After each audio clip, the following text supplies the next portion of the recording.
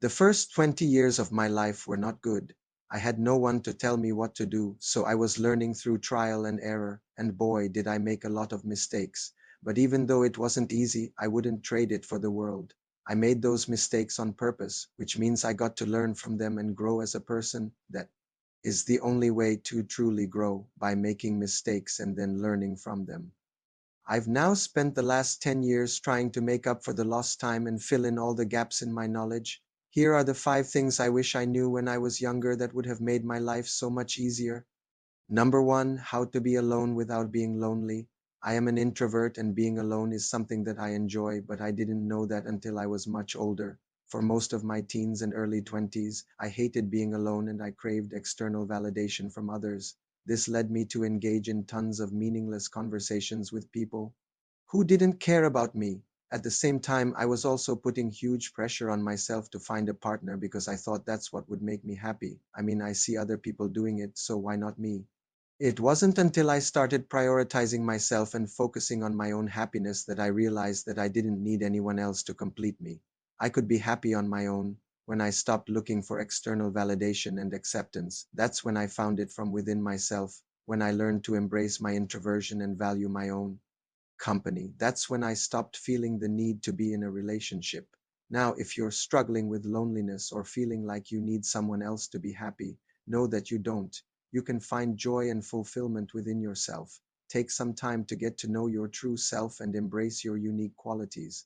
And remember that if you want to attract someone into your life, they should complement your life, not complete it.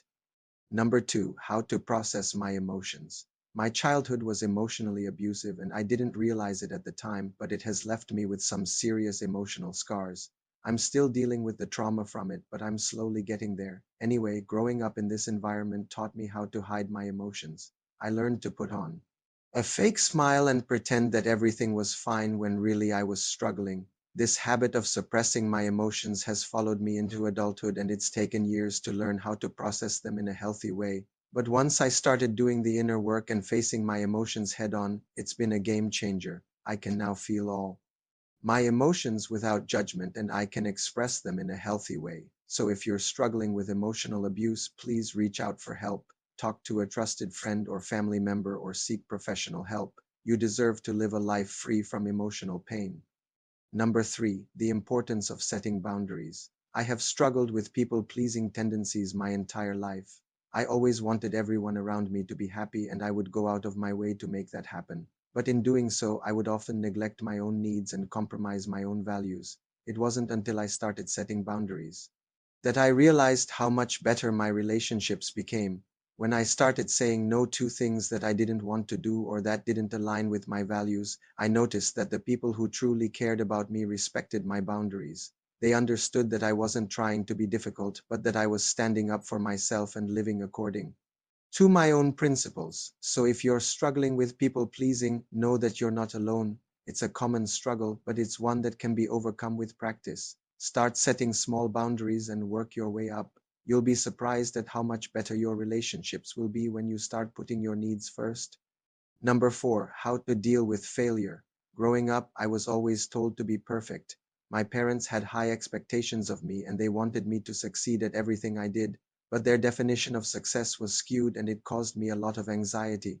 I felt like I had to be perfect in order to make them proud, but it was impossible. And I was always falling short of their expectations. This fear of failure held me back and prevented me from taking risks. I was afraid to fail, so I just didn't try. But as I got older, I realized that failure is a necessary part of success. All successful people have failed many times before they achieved their goals. Failure is how we learn and grow. It's in our DNA as humans, and embracing failure is what separates successful people from non-successful people. So if you're struggling with failure, know that you're not alone. Everyone fails. It's what you do next that matters. Learn from your failures and keep moving forward. The only way to achieve success is by failing and learning from your failures over and over again. Number five, the importance of taking care of my body. I used to think that taking care of my body was just about eating healthy and working out, but now I know that it's so much more than that. Taking care of my body is about respecting and honoring the vessel that carries me through life. It's about listening to my body's needs and giving it what it wants. When I take care of my body, I feel good both physically and mentally. I have more energy, I'm more focused, and I feel confident in my own skin. On the other hand, when I don't take care of my body, I feel sluggish, unmotivated, and self conscious. So if you're struggling to take care of your body, know that you're not alone. It's hard to make time for self care when life gets busy, but it's important to prioritize your health. Start small by making one healthy choice every day. Maybe it's going for a walk or eating a nutritious breakfast, and work your way up from there.